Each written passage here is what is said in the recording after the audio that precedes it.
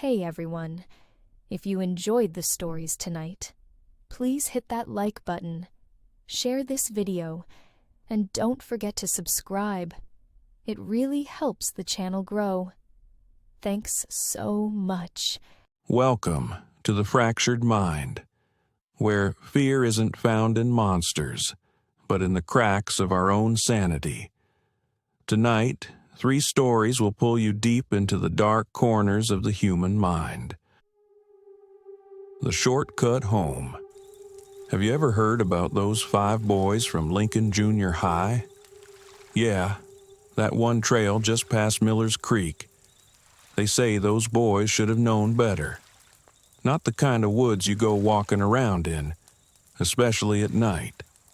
Let me tell you, my granddaddy used to warn us about that place, said those woods don't take kindly to stupid people.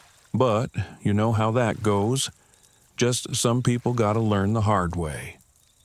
So, the story goes like this.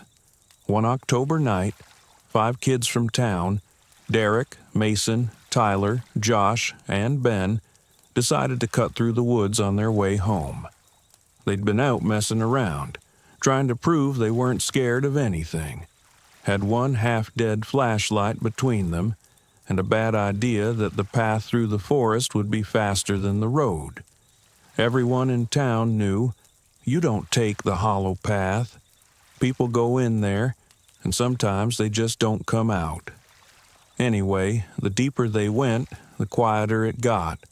No crickets, no wind, just the sound of their sneakers crunching leaves and that weird dripping sound fog makes when it hangs off the trees.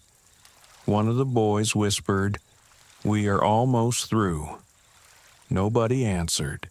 Then they saw her. At first, she was just a shimmer in the mist. Then the fog sort of peeled back, and there she was. A tall woman, still as stone, draped in tattered white robes that fluttered, even though there wasn't any wind. Her hands were thin, bone showing through the skin, and she was reaching out like she wanted to touch them. Ben froze. You see that?" he asked. Tyler tried to laugh. "Probably smoke," he said, but his voice cracked halfway through. Then all the other specters came out from behind the trees, little shapes flickering between the trees, faces without eyes, gliding closer, disappearing into mist, then popping up right behind them. One of them whispered Derek's name. Another one giggled like a kid hiding under the bed. That's when the boys lost it. They ran like hell. Branches tore at their faces and arms, fog stung their eyes, and every direction they turned led them right back to the same clearing. And waiting there, that same ghostly woman in white, standing dead center beneath the moonlight. This time she lifted her head, her mouth opened, too wide, and the scream that came out wasn't human. It made their ears pop, like the air itself was breaking. Then she spoke, said, "You came back to me." Ben was the only one to make it home that night. The local sheriff was called about some missing kids, so he went looking for them that morning. He found the clearing. The woods went silent again. There was only one set of footprints leading out. The rest just stopped, like the boys had stepped right off the earth. And the old folks say, if you ever walk the hollow path on a quiet night, you can still hear them. 4 boys laughing nervously in the dark, just before the silence swallows them whole. The end. Well, Brittany, do you have one to share? Well, yes. Yes, I do. And it's a good one. I call it The Shadow at the Window. You ever hear about the old man who lived out by the pines? Yeah. They say his name was Elias. Lived alone in a crooked cottage at the edge of the woods. The kind of place where shadows don't wait for nightfall. They just lived there. No one saw much of him after his wife passed. He kept to himself. Quiet, polite, but, hollow, you know? Every night, right at midnight, Elias would sit by the fireplace, just watching the flames flicker like he was waiting for something. Then one night, something watched him back. It started as a shadow on the window. Tall, still, with long, crooked fingers pressed against the glass. He thought it was a trick of the moonlight, until he heard it. The sound of nails, soft, dragging, slow. He told himself not to look. But curiosity, well, that's what gets you every time. So he pulled the curtain aside and saw nothing, just the moon, still and pale. He even laughed to himself, thought he'd finally lost it. Then he felt it, something cold, brushing the back of his neck. He spun around, grabbed the fireplace poker, and that's when he saw it. Standing by the door, taller than any man should be, its edges rippling like smoke. Where its eyes should have been were two hollow pits that reflected the dying firelight. He ran for the door, but outside there was no moon, no stars, only black. And in that blackness, shapes. Dozens of them, standing still, watching. Elias slammed the door and screamed, but no one heard. The whispers came next, low at first, then rising, until they filled the room like a storm.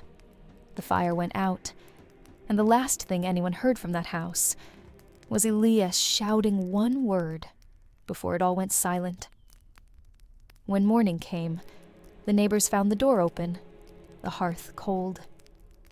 Elias was there, eyes wide, clutching the poker like he'd died mid-swing. The newspaper called it a tragic case of grief and madness, said he never recovered after losing his wife, claimed he'd been talking to her shadow at the window every night, thinking she was calling him home. But the police report said something else. No footprints, no sign of forced entry, just strange black marks burned into the floor, curling toward the fireplace like roots. They boarded up the cottage after that. No one's lived there since. But if you ever walk that road under a full moon, some folks say you can still see it. A faint shadow standing just behind the glass, long fingers pressed to the window, waiting for someone to look back. The end. Well, did you like it? Okay, my turn. I have a good one. This one is called The Last Train Out. Have you ever heard the one about that college girl who got stuck in the subway the night of the big power outage? Yeah. I think her name was Emily Vargas. She was just another overworked student, 21, trying to keep up with everything life threw at her. I think she'd lost her mom the year before, and since then, it was like something hollowed her out. All she did was study, work, and pretend she was fine. That night, it was late January, you know, the kind of cold that eats through your coat. She'd been at the campus library for hours, the last one there, cramming for an exam she already knew she'd bomb. When she finally stepped outside, the streets were empty, the lamps buzzing faintly in the snow. She made the long walk to the subway, boots crunching, hands stuffed in her pockets, scarf pulled high. The city had that eerie stillness it only gets after midnight, when even the sirens stop. Down in the station, the air was warmer, but smelled like an old wet dog. She tapped her OMNY card, went onto the platform, and waited for the last uptown train. Only a few people stood on the platform, the kind you don't make eye contact with. When the train arrived, she got in near the middle. A man asleep under his coat, a woman whispering to herself, a teenager nodding to loud music, all strangers, lost in their own little worlds. The doors closed, and the train slid into darkness. For a while, everything was normal.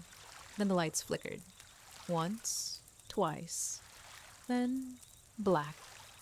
The train screeched to a halt somewhere between stations. The sound echoed down the tunnel like something ancient waking up.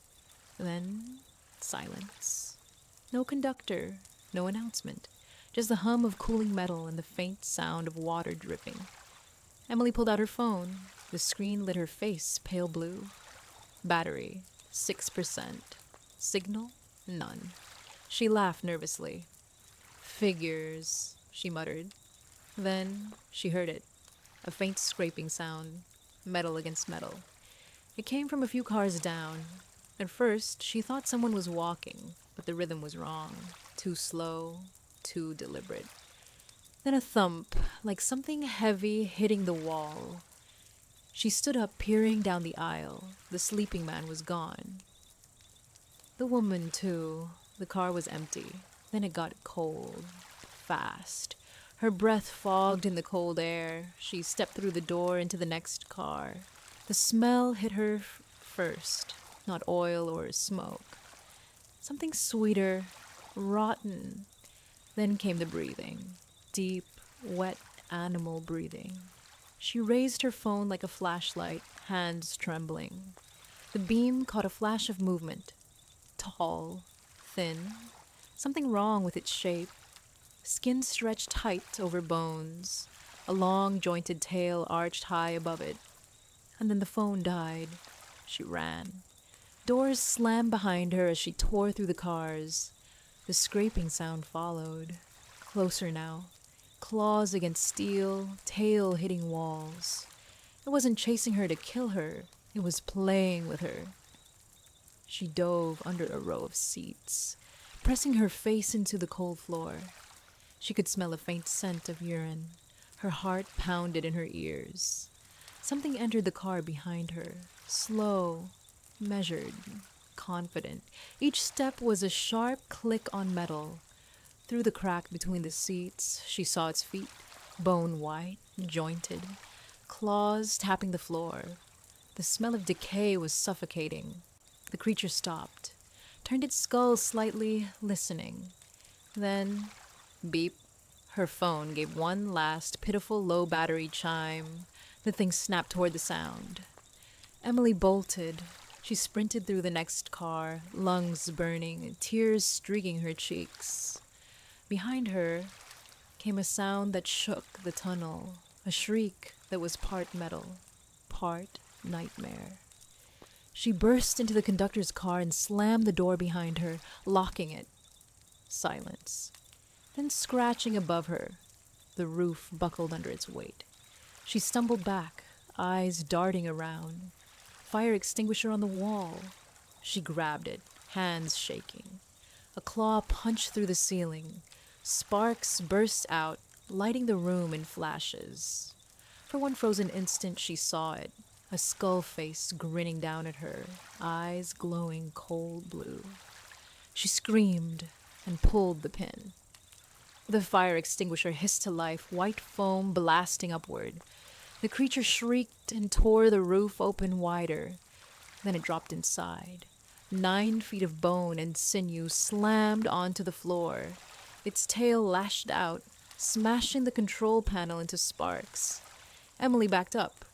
Electricity arced across the floor, a live wire snapping at her boots. The Oceluth stepped closer through the fog, savoring her terror. "Come on," she whispered, voice shaking. "Come on, you bastard!" The cable sparked beside her. She grabbed it, copper glowing white hot. The creature lunged. She jammed the wire straight into its chest. Light exploded through the car. Electricity screamed through the metal.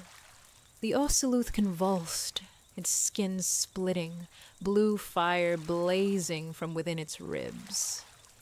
The overhead lights burst one by one.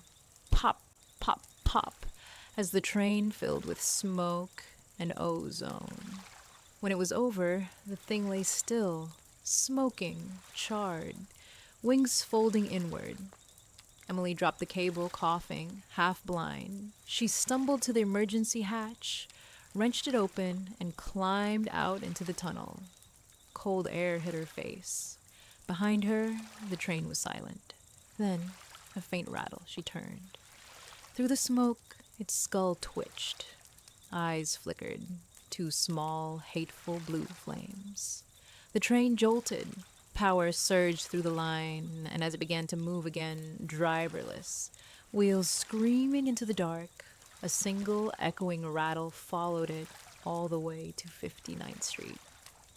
I remember seeing this in the Post in the late 90s.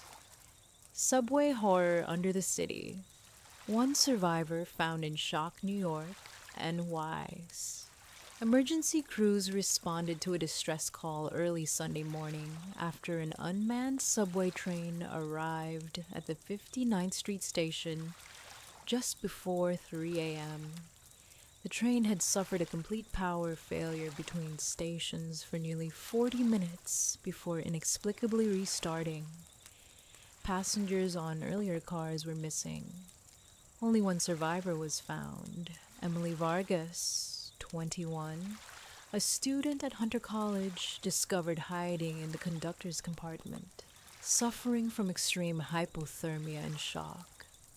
Witnesses reported a strong odor of burning metal and sulfur throughout the train. Investigators described deep claw marks on the walls and roof of multiple cars, as well as signs of electrical damage consistent with arcing or lightning. NYPD officials declined to comment on the nature of the incident, though one officer, speaking off the record, stated, "Whatever hit that train wasn't human." The girl kept saying it watched her from the dark. Authorities have since closed that section of track for ongoing investigation. Transit workers still refuse to enter the tunnel alone. They say that line still shuts down sometimes after midnight. And if you listen close, you can hear it, that bone rattle in the dark. And that's tonight's descent into the fractured mind. 3 stories, 3 cracks in the mirror, and maybe one reflected something you wish you hadn't seen. Thanks for watching, and if you felt a chill tonight, don't forget to like, share, and subscribe. It means more than you know, and keeps the darkness whispering back.